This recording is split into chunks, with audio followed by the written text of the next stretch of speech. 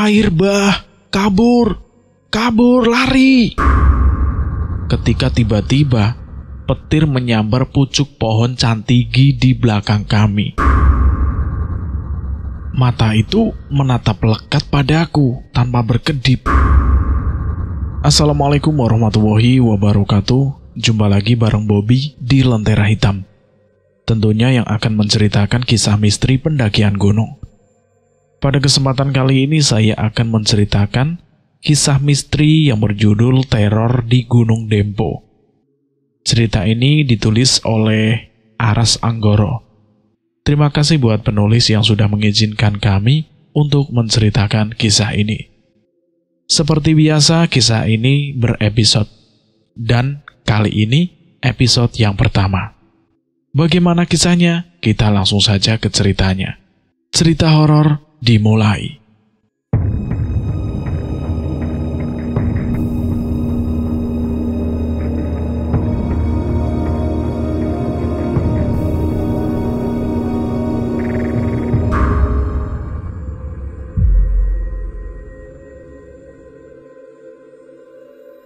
Walau tenaga sudah nyaris habis, tapi aku bersyukur karena sudah berhasil mencapai puncak Dempo dan puncak Merapi berturut-turut.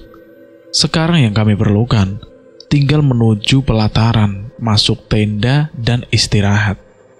Kami berenam, 5 laki-laki, yaitu Amran, Idan, Anes, Ale, aku, dan yang 1 orang perempuan, yaitu Yuni. Kami semua masih sekolah, hanya Bang Amran dan Bang Idan yang sudah lulus.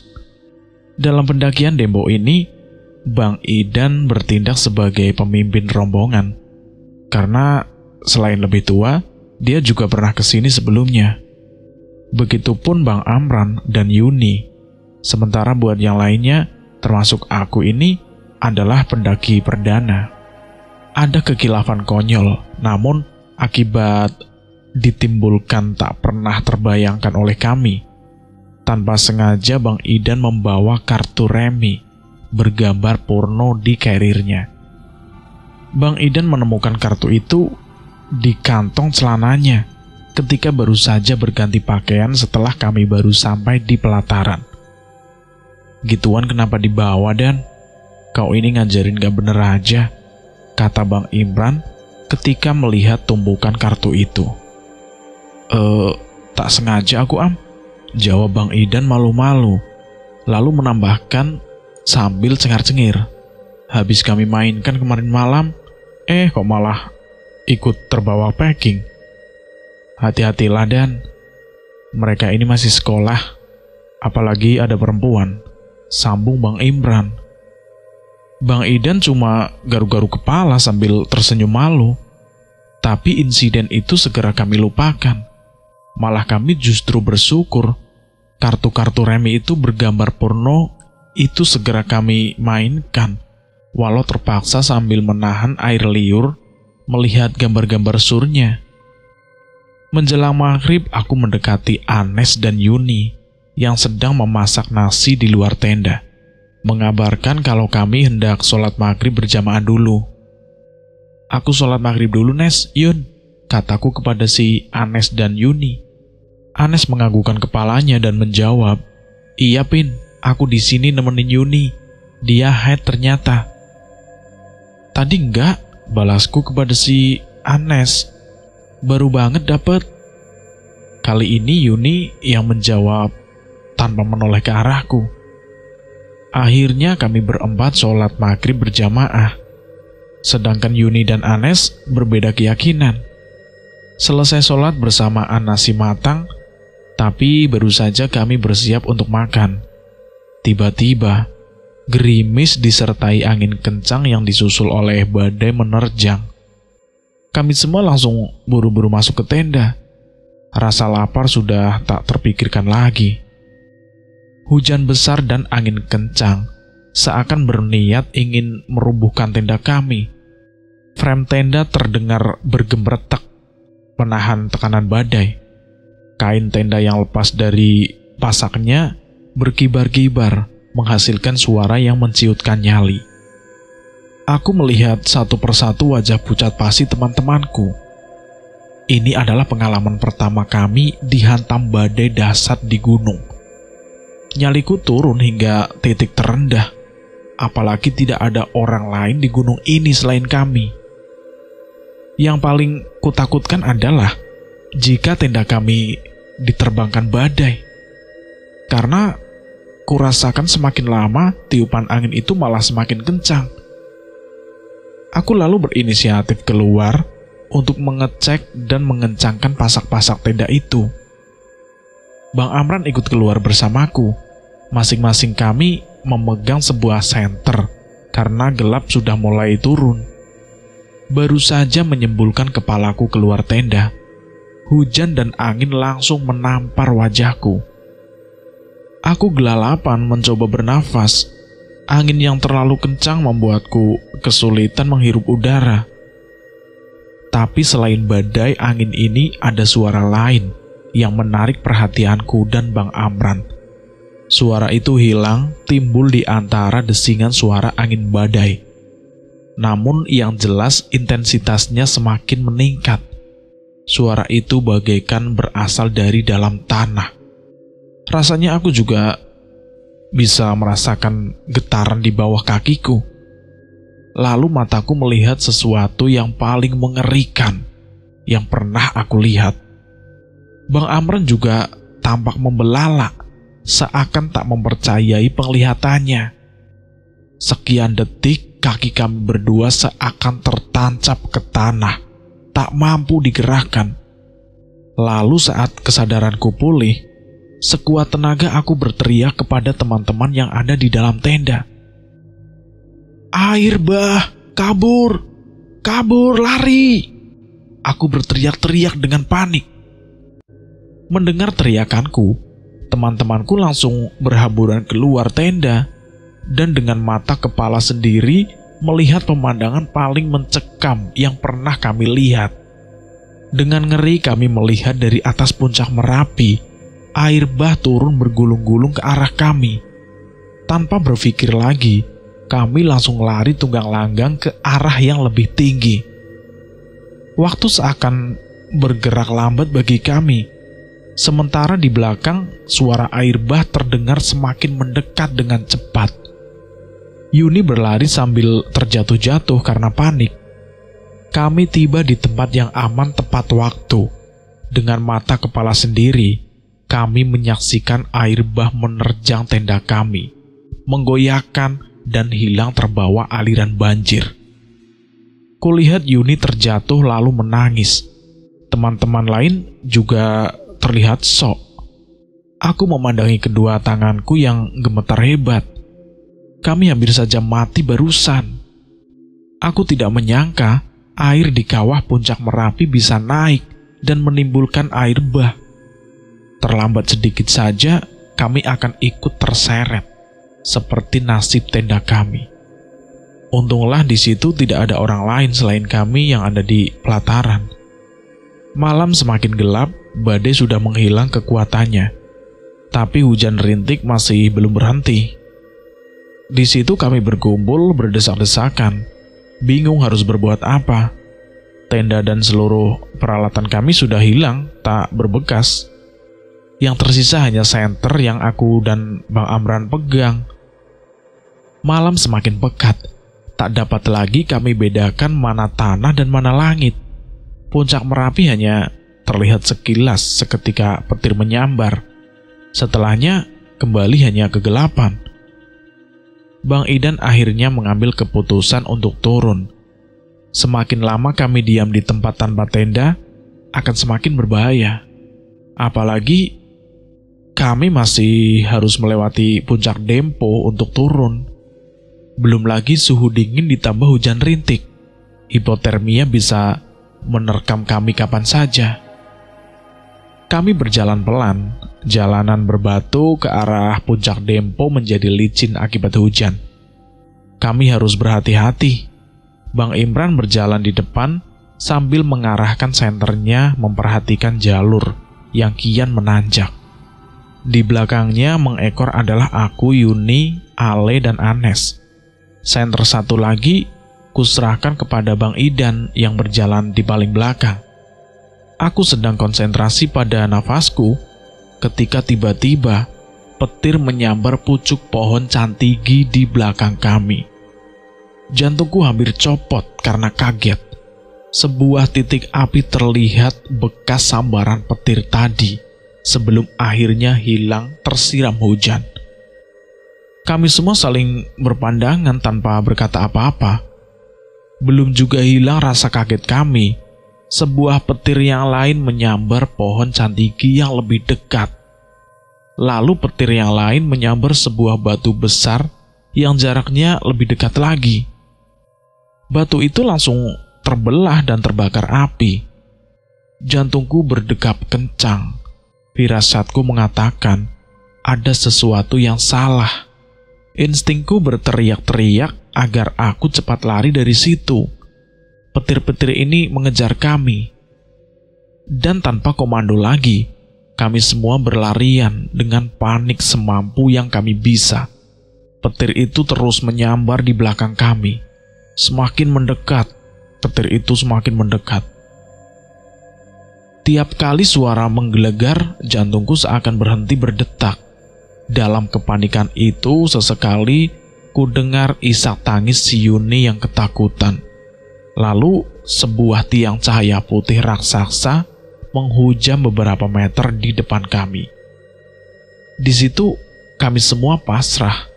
Petir mendekat ini, aku tak mungkin selamat. Tapi itu bukan petir. Di depan kami, hanya beberapa meter jauhnya, adalah seorang perempuan cantik bergaun putih.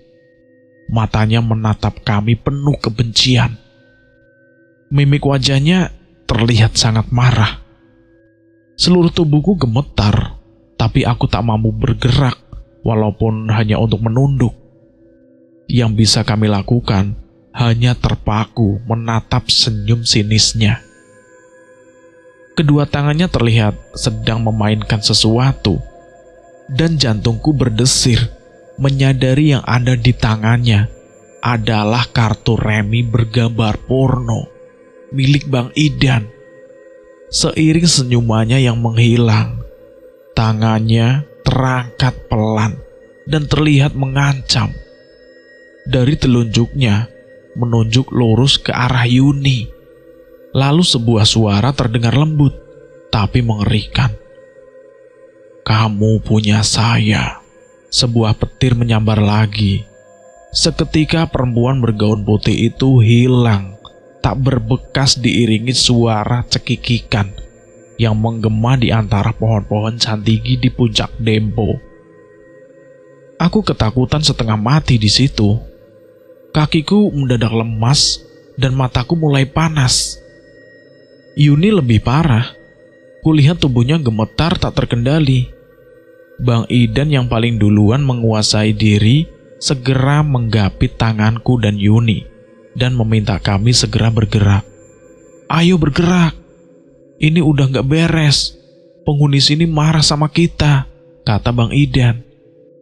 Setengah berlari kami bergerak menuruni jalur setapak puncak Dempo. Tapi segera kami mulai melambat lagi. Walau hati ingin secepatnya meninggalkan tempat itu, tapi keadaan tidak mendukung. Keadaan malam yang gelap gulita, ditambah jalur berbatu yang licin, karena basah dan sumber cahaya yang hanya ada di depan dan belakang malah membuat kami lebih lambat dari sebelumnya. Tiap kali ku dengar gema suara cekikikan di balik kegelapan rimbunan pohon cantigi. Kakiku secara refleks ingin segera kabur. Tapi terpisah dari rombongan bukan pilihan.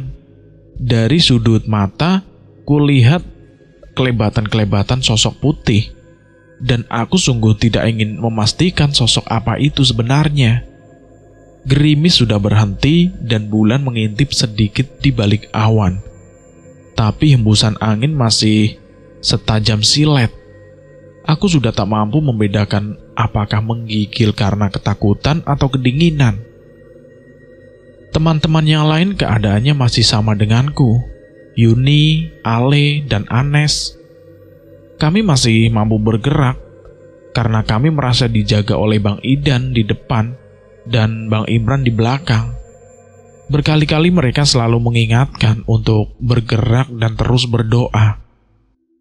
Ku dengar suara Anes di belakangku bertanya pada Bang Imran, "Bang, tadi itu siapa, Bang?"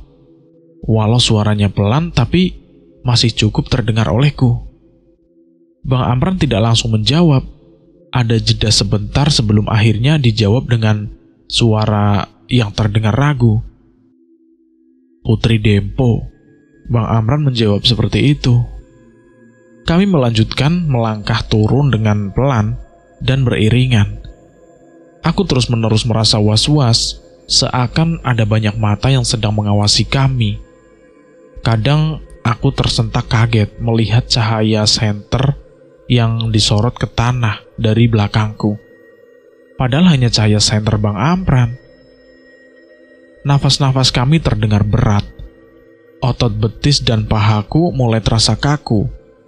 Tapi tiap kali ingin minta istirahat, gema cekikikan kembali terdengar dari dalam kegelapan hutan. Suara itu seakan menertawakan kami yang dicekam ketakutan. Dan Bang Idan juga terus-menerus meminta kami lebih cepat. Aku mengerti kekhawatiran Bang Idan. Gunung Dempo ini bukan gunung sembarangan. Secara berkala, di gunung ini terus-menerus terjadi insiden yang serius. Orang hilang dan meninggal. Sudah umumnya hal itu terdengar. Ingatan akan hal ini yang terus membuatku terus memaksakan diri untuk berjalan, walau sudah luar biasa letih. Di sini posisi jalan kami berubah. Bang Amran dan Bang Idan berganti posisi. Yuni di belakang Bang Amran dan aku di tengah. Dari belakang ku dengar suara Bang Idan mengingatkan untuk jalan dan jangan putus berdoa. "Nes, doa menurut keyakinan kamu. Yuni juga." Suara Bang Idan mengingatkan Anes untuk berdoa. "Iya Bang," jawab si Anes. Aku lega karena kami sudah melewati hutan Cantigi. Pohon-pohon Cantigi dengan cabangnya yang kurus seperti jari-jari mayat membuatku tak nyaman. Kami mulai masuk hutan yang di sepanjang jalur berisi pohon-pohon besar dan mulai rapat. Di belakang pohon-pohon itu, kabut putih bergerak pelan. Bayangan samar pohon-pohon kurus di balik kabut bagiku seakan hidup dan mengawasi langkah kami. "Pin, fokus ke depan, jangan tengok kanan kiri." Suara Bang Idan terdengar dari belakang. "Iya Bang," aku menjawabnya. Tanpa diminta, sebenarnya aku pun mulai jengah dengan suasana sekitar. Kabut-kabut yang bergerak pelan di antara pohon dan rimbunan semak mengajakku berpikir yang aneh-aneh. Lagi pula jalanan yang kian menurun curam menurut perhatian lebih, apalagi ditambah minim penerangan. Sering aku ragu untuk melangkah dan harus meminta di senter lebih dahulu. Lalu kurasakan bulu kuduku meremang. Dari sudut mata, seringkali terlihat melintas sesuatu. Tapi aku paksa pandanganku terus fokus ke depan. Hingga tiba-tiba, di luar keinginanku sendiri, wajahku pelan-pelan menoleh ke samping kanan. Mataku langsung menatap dua buah kunang-kunang yang terbang kira-kira 1 meter dariku. Pandanganku sebagai terpaku ke arah dua cahaya kecil itu. Semakin lama ku tatap, cahaya kecil itu pelan-pelan semakin membesar. Tubuhku langsung kaku ketika menyadari itu bukanlah kunang-kunang, melainkan sepasang mata berwarna merah menyala. Mata itu menatap lekat padaku tanpa berkedip. Sorot matanya terlihat sadis dan menampakkan ketidaksukaan. Pelan-pelan wajahnya terlihat, lalu rambutnya, hingga akhirnya terlihat seluruh tubuhnya. Laki-laki itu memakai pakaian serba hitam, Rambutnya panjang dan berantakan. Aku masih belum mampu menggerakkan tubuhku.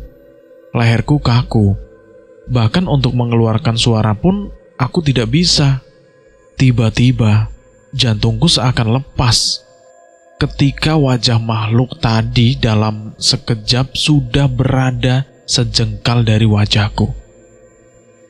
Tapi wajah itu kini berubah menjadi busuk, dengan belatung-belatung yang menggeliat dan keluar masuk dari dalam matanya, hidungnya, dan kulit pipinya.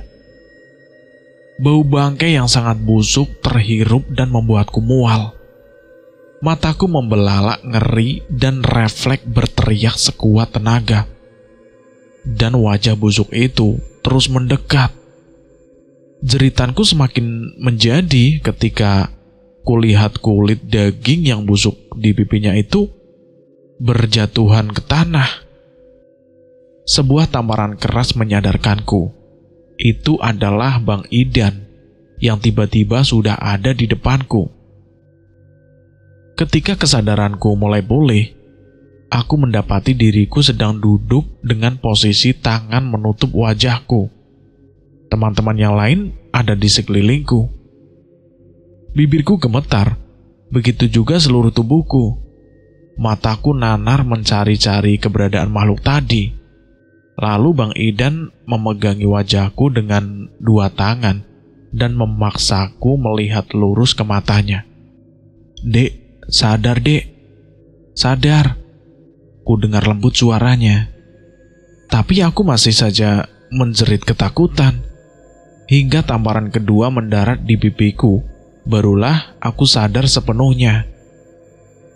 Dengan bibir gemetar, aku berusaha menjelaskan kepada Bang Idan tentang penampakan tadi. Tapi yang keluar dari bibirku hanya gumaman-gumaman yang tidak jelas. "Istighfar dek," ucap Bang Idan lagi. Aku menurut. Aku mulai beristighfar tanpa suara. Pelan-pelan aku kembali tenang. Nafasku tidak lagi berpacu.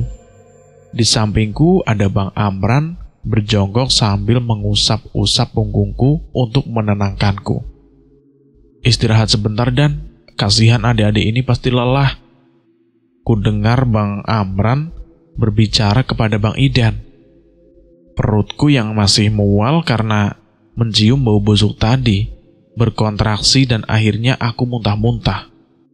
Bang Amran mengurut-urut leher belakangku sambil aku terus muntah. Melihat keadaanku dan mungkin juga keadaan teman-teman yang lain, akhirnya Bang Idan setuju kami istirahat sebentar. Lalu Bang Idan berbicara kepadaku. "Kan abang sudah bilang dek, jangan nengok-nengok, fokus saja ke depan," tanya Bang Idan kepadaku. Aku tidak noleh bang, kepalaku muter sendiri. Kulihat Bang Idan agak terkejut dengan jawabanku.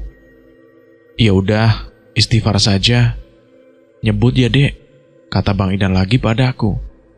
"Apa yang dilihat jangan diceritain ya dek." Aku mengangguk mengerti, karena selain Bang Idan dan Bang Amran, kulihat mimik ketakutan di wajah Yuni, Ali, dan Anes. Belum tuntas hilang rasa takutku, Bang Idan memberi aba-aba supaya kami mulai bergerak lagi. Aku yang masih lemas dipapah oleh Ale dibantu Anes. Bang Idan kembali memposisikan dirinya di belakang. "Ingat ya, pandangan lurus saja ke depan. Kalau ada yang melihat sesuatu diam saja, jangan diceritain." Suara Bang Idan berbicara kepada kami semua. Belum sempat salah satu di antara kami menjawab, kulihat sesuatu terbang melintas di depan kami. Rasa penasaran rupanya lebih besar daripada rasa takutku. Sebuah sifat yang membuatku menyesal. Kulihat di atas kami beberapa sosok kuntilanak terbang dari pohon ke pohon. Kuntilanak itu menyeringai. Suara tertawanya saja sudah cukup untuk mendirikan bulu kuduku. Buru-buru kupaksa wajahku menatap tanah, berharap mereka tidak melihatku. Lalu kurasakan tangan Ale yang sedang memapahku serentak. Ku ikuti pandangan mata Ale yang sedang melihat ke samping. Di balik pepohonan, kulihat sosok besar bermata merah. Seluruh badannya nampak dipenuhi bulu. Tapi Ale tetap diam dan tak bersuara, walau wajahnya pucat pasi dan keringat banjir di wajahnya. Penampakan demi penampakan terus bermunculan di sana-sini, di atas, di dahan-dahan pohon, di balik semak. Sesekali kami saling bertabrakan karena Bang Amran yang paling depan mendadak berhenti. Sekali karena kuntilanak yang tiba-tiba melintas. Lain waktu ada pocong yang menghalangi jalur. Bau-bauan timbul dan menghilang. Bau bangkai digantikan bau bunga melati yang amat pekat. Juga wangi bunga Kamboja. Jantungku bergemuruh. Doa-doa tak putus kubisikan. Hingga mulutku merasa kering pun tak peduli. Aku tak ingin menjadi salah satu korban Gunung Dembo. Lalu telingaku menangkap bunyi-bunyian ganjil. Awalnya hanya suara bisik-bisik dari balik kabut. Semakin lama suara lain tumpang tindih di telingaku. Asalnya dari berbagai arah. Ada suara orang bercakap-cakap, suara musik, suara orang menyapu, suara geram harimau, dan banyak lagi pokoknya. Dan ada satu suara yang membuatku bergidik ngeri. Suaranya terdengar terendam dan jauh. Namun suara itu tak pernah berhenti. Itu adalah suara yang memanggil-manggil namaku. Alpin, Alpin, Alpin. Aku berusaha tidak ingin mendengarkannya, tapi suara yang memanggil-manggil namaku itu terus-menerus menggema, seakan menempel di telingaku. Melihat yang lain menutup telinga dengan kedua tangan, ku yakin mereka juga mendengar hal yang sama. Aku menoleh ke belakang mencoba melihat Bang Idan. Nampaknya hanya dia yang tidak terpengaruh, karena masih fokus berjalan tanpa ekspresi di wajahnya. Fokus ke depan aja, Dek. Jangan cerita apa-apa dan jangan dengar apa-apa, kata Bang Idan kepadaku. Aku mengangguk mengiyakan, tapi sulit sekali fokus saat kelelahan dan dicekram ketakutan seperti ini. Sebelah kananku adalah hutan. Segala penampakan ada di setiap pohon di sana. Sementara di sebelah diriku adalah jurang. Suara-suara meneror kami dari dasar jurang itu. Di depan ku dengar suara berdebam. Rupanya Yuni terjatuh. Mungkin kakinya tak sengaja tersangkut akar. Lalu ku dengar dia berteriak histeris. Aku ikut berteriak saat melihat yang membuatnya terjatuh bukanlah akar, melainkan sepotong tangan. Bang Amran dengan cepat menarik tangan Yuni, memaksanya bergerak. Berikutnya, ku dengar Ale dan Anes yang berteriak ketakutan di belakangku. Aku tak berani menoleh ke belakang. Saat aku sedang fokus melihat ke bawah menatap kakiku sendiri yang sedang berjalan, tiba-tiba ada sebuah kepala yang menggelinding dan tak sengaja tertendang. Kali ini aku yang berteriak dengan kencang. Setiap kali ku dengar teman-temanku berteriak, entah apa yang mereka alami, aku tak ingin tahu. Penghuni Gunung Dembo ini seakan berkumpul dan bergantian mengganggu kami. Nampaknya kami tidak akan dibiarkan tenang walau sekejap. Belum jauh berjalan, giliran aku yang kembali berteriak karena sebuah tangan menangkapku dari balik dahan pohon yang menjuntai ke jalur. Dengan cepat aku melepaskan diri sambil berteriak dan beristighfar. Kulihat teman yang lain tak bereaksi mendengarku. Mereka pastinya juga diteror masing-masing. Lalu sepasang tangan besar dan hitam mencengkram kakiku. Kembali aku berteriak histeris sambil berusaha melepaskan diri seperti tadi. Tapi semakin aku berusaha, cengkraman tangan itu malah semakin kuat, membuatku semakin histeris. Bang Idan, lagi-lagi Bang Idan menjadi dewa penolongku. Berlari dan langsung memeluk dan menenangkanku. "Tenang Dek, tenang, istighfar saja," kata Bang Idan kepadaku. Tapi cengkraman di kakiku tetap tidak hilang, justru semakin kuat menekanku. "Ada tangan Bang di kakiku dipegangnya Bang." Aku merintih sakit dan ketakutan. Lalu Bang Idan dan 2 teman lain berjongkok berusaha melepaskan kakiku. Aku hampir tidak percaya apa yang aku lihat. Yang sedetik lalu adalah sepasang tangan hitam. Sekarang ternyata akar pohon yang membelit kakiku. "Gimana ceritanya kakimu bisa masuk akar begini?" Ku dengar Anes bertanya.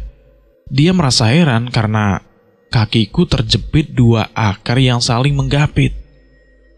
Akhirnya setelah lama berusaha, 3 orang itu berhasil membebaskan kakiku dari akar hitam itu.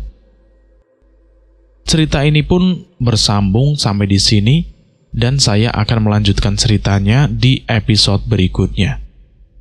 Terima kasih buat teman-teman yang sudah mendengarkan cerita ini. Terima kasih juga buat penulis yang sudah mengizinkan kami untuk menceritakan kisah ini. Buat teman-teman yang baru bergabung di channel ini, silahkan klik dulu tombol subscribe dan aktifkan tombol notifikasinya agar tidak ketinggalan video terbaru dari kami. Kami mohon maaf jika ada kesalahan kata, dan kami pamit undur diri. Akhir kata, wassalamualaikum warahmatullahi wabarakatuh. Salam horor.